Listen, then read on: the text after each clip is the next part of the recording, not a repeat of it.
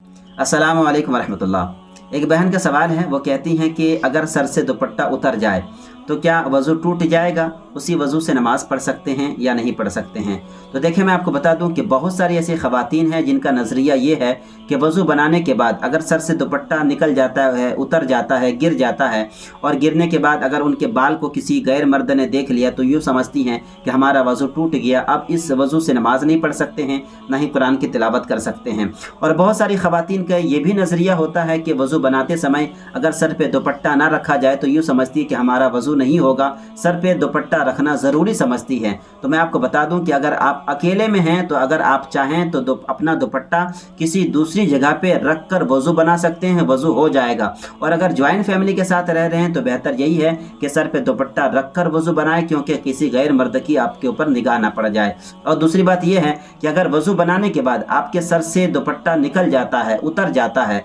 और किसी की नज़र भी पड़ जाती है तो याद रखें, आपका वज़ू नहीं जाएगा, आपका वज़ू नहीं टूटेगा, बल्कि आप उसी वज़ू से नमाज भी पढ़ सकते हैं और उसी वज़ू से कुरान करीम की तिलावत भी कर सकते हैं और दीगर काम भी कर सकते हैं। देखें, आका करीम सल्लल्लाहु तआला अलैहि वसल्लम का सुन्नत तरीक़ा यही रहा है कि गुस्ल फरमाने से पहले नमाज की तरह मुकम्मल तौर पर वज़ू करते थे, उसके बाद अपने बदन मुबारक पर पानी बहा लेते थे और उसी वज़ू से नमाज भी अदा किया करते थे। तो पता चला कि अब गुस्ल करते समय ना ही सर पे टोपी होती है, ना ही सर पे दुपट्टा होता है, ना ही कोई कपड़ा होता है। तो पता चला कि इन सूरतों में वज़ू हो जाता है। अगर कोई औरत नाइटी पहन के गुस्ल कर रही हैं और गुस्ल के दरमियान में नमाज की तरह मुकम्मल तौर पर वज़ू कर लेती हैं, तो अब जो है कि कपड़ा चेंज करने के बाद नमाज के लिए दूसरा वज़ू बनाने की ज़रूरत नहीं है, क्योंकि आप उसी वज़ू से नमाज भी पढ़ सकते हैं और उसी वज़ू से कुरान करीम की तिलावत भी कर सकते हैं। अल्लाह तबारक व तआला की बारगाह में दुआ है कि अल्लाह ताला हम तमाम लोगों को सही समझने की तौफीक रफ़ीक अता फरमाए।